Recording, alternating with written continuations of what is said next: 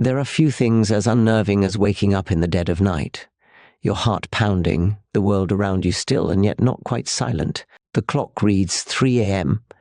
It is an hour that carries a strange weight, a whisper of something unseen. Some call it the devil's hour, a time when shadows stretch longer and the air feels heavier. Others say it is a divine summons, a gentle nudge from the heavens. But which is it? The human soul is never more exposed than in the quiet of the night. In the daylight we wrap ourselves in noise, in conversation, in the steady hum of life that keeps our minds occupied. But at night, when the world is silent, the mind becomes loud. Thoughts that were easily pushed aside during the day rise to the surface. Regrets, fears, unanswered questions, they all come knocking when there is nothing left to distract us. And it is at this hour, when the body is most weary and the soul most unguarded, that a certain kind of awakening happens. There is something unsettling about waking up at 3 a.m., something that makes the heart beat a little faster. The shadows seem a little deeper. This is not the same as waking up at 1 or 4. Those hours do not carry the same weight. Something about 3 a.m. feels unnatural, as though one has stirred at a time not meant for human waking. It is an hour that has long been regarded as a threshold, a moment where the veil between worlds is thinner, where spiritual forces seem closer. Some say it is the hour of darkness, a time when evil moves more freely. Others say it is a time when God calls his people to rise, to pray, to listen. Fear is often the first response. The stillness of the night, combined with the unsettling nature of waking at this specific hour, leads the mind toward uneasy thoughts. The feeling of being watched, the sensation of an unseen presence in the room, the sudden awareness of every sound. It is easy to believe that something is amiss, but fear, though powerful, is not always truthful.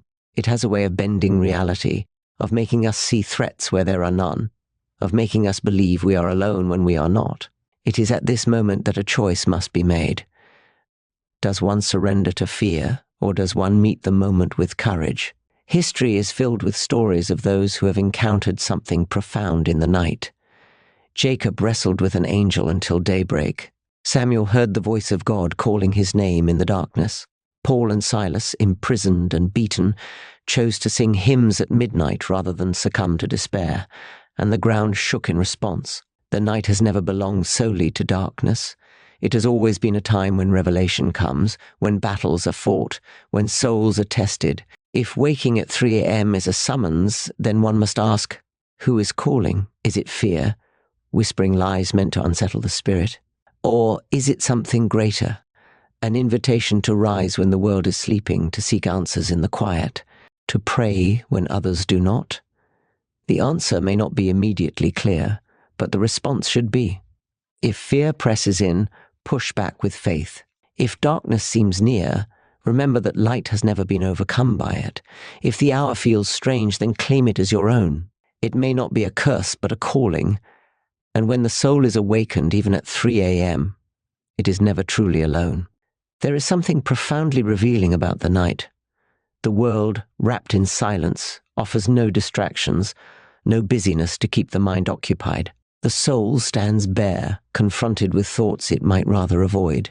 And it is in this solitude that something else stirs, something ancient, something beyond mere human thought. It is in these moments that one begins to sense that they are not alone. Waking at 3 a.m. is more than a physical experience, it is a spiritual encounter. The body may rouse itself from sleep for many reasons, but the awareness that follows is what makes this hour different. It is not simply waking up, it is being awakened. And this awakening is not always gentle. Sometimes it comes with a feeling of unease, an unshakable sense that something unseen lingers in the room. Other times it comes with clarity, as if a truth previously hidden has suddenly been placed in the palm of the hand. But whether it comes with fear or with revelation, one thing is certain: the soul is more open in the stillness of the night than it ever is during the distractions of the day. Many have experienced this phenomenon, and yet few understand what to do with it. Some dismiss it as meaningless, a trick of the body, a coincidence of sleep cycles. Others fear it, convinced that waking at this hour means something sinister is near. But perhaps the truest response is neither dismissal nor fear. Perhaps it is vigilance, The night has always been a time of testing. It was in the night that Christ prayed in the garden while his disciples slept. It was in the night that Peter denied knowing him. It was in the night that the Israelites painted their doorposts with blood as the angel of death passed by. And it is still in the night that battles are fought, not with swords and shields, but in the heart, in the mind, in the spirit. The veil between the seen and the unseen is thinner in these quiet hours. The forces at work in the world do not rest when humans do. Darkness moves, but so does light. And perhaps that is why this hour carries such weight, because both sides are at work, both whispering, both calling, one to despair, the other to hope, one to fear, the other to faith. And the human soul, caught between, must choose which voice to heed. When one wakes at 3 a.m., it is easy to feel as though they have stumbled upon something they were never meant to witness. The mind races, the heart quickens, and there is a moment of hesitation. Should one close their eyes and return to sleep, or should they lean into the mystery? The answer lies not in the hour itself, but in what is done with it.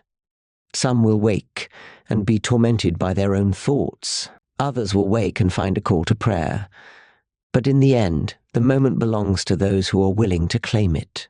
Darkness does not own the night. The soul that watches, that listens, that chooses faith over fear, such a soul is never truly in darkness at all.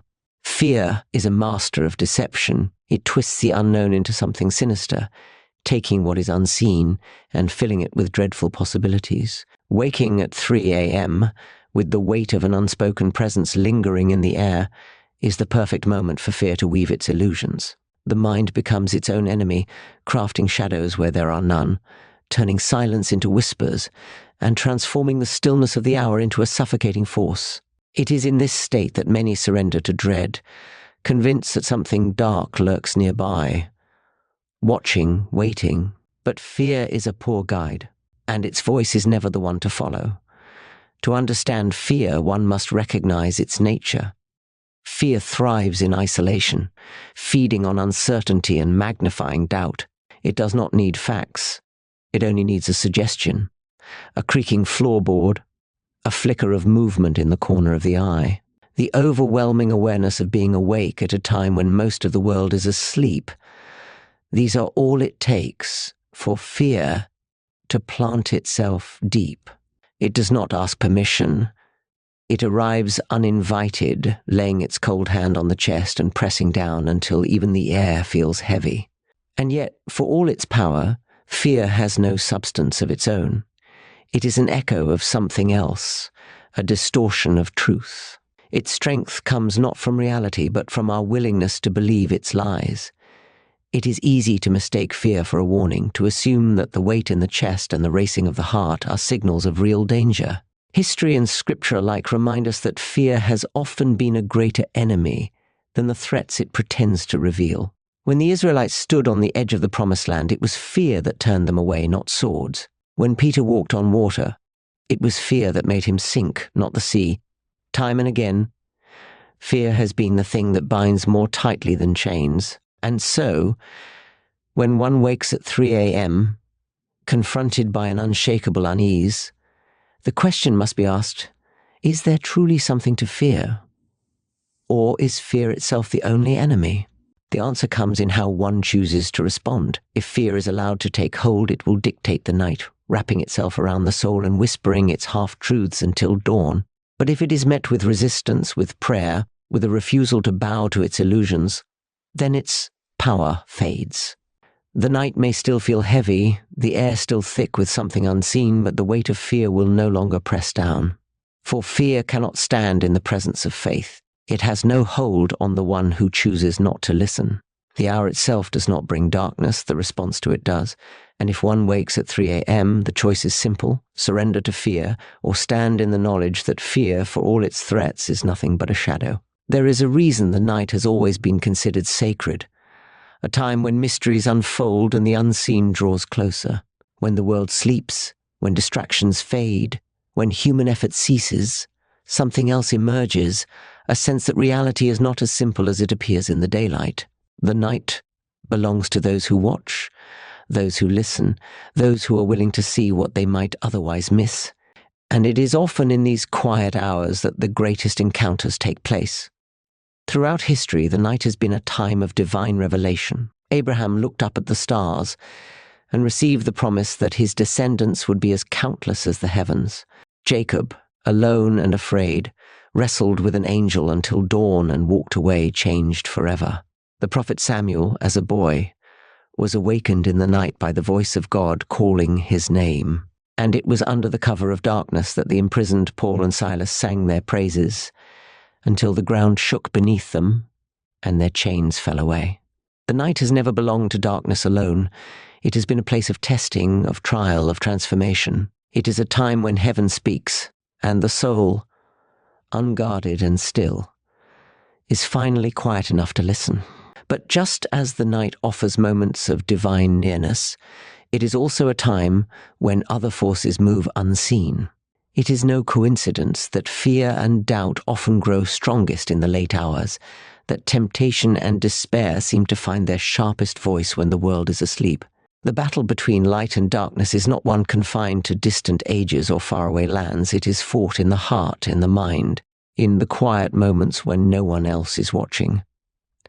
And it is in the deep of night that this battle often comes into focus, when the distractions of the world no longer shield the soul from the realities it would rather ignore. To wake at 3 a.m. is to stand at a threshold. The physical body has been roused, but something deeper stirs as well. It is a moment when the unseen world feels closer, when the mind and spirit sense something beyond the ordinary. Some will say it is a time of evil, a mocking of sacred things, an hour when darkness lays its claim. Others will say it is an invitation, a holy summons to prayer, to watchfulness, to readiness. But perhaps it is both. Perhaps it is a crossroads, a moment of choice. What one does with this hour determines its meaning. If it is met with fear, then fear will have its way. If it is met with faith, then even the deepest night can become a place of revelation. It is not the night itself that determines what happens in these moments. It is the response. And those who wake and choose to listen, to pray, to push back against fear and step into faith, those are the ones who will find that the night, no matter how dark, has never been without light. Every moment in life is a choice, and 3 a.m. is no exception. To wake in the dead of night, stirred from sleep with no clear reason, is to stand at a crossroads. The body is awake, but so is something deeper. The mind, the soul, the awareness that something unseen has disturbed the stillness.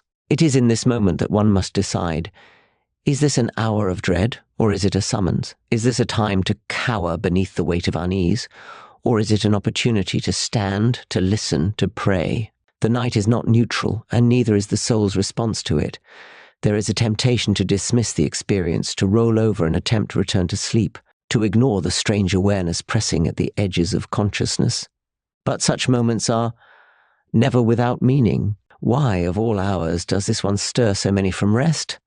Why does this particular time again and again carry with it the weight of something more than mere coincidence? If it were only the mechanics of sleep, then why do so many feel its significance? Some will say it is nothing, a trick of the body, an inconvenient interruption. Others will say it is a moment when darkness gathers, a time when unseen forces press against the world. And still others will say it is an invitation, a divine whisper calling the soul to wakefulness. To wake at 3 a.m. is to be given a choice, to fear or to trust, to tremble, or to pray, to ignore, to embrace the moment for what it might truly be. There is a reason the ancient texts so often speak of watchmen in the night, of those who remain vigilant while others sleep. The night is not merely a time for rest.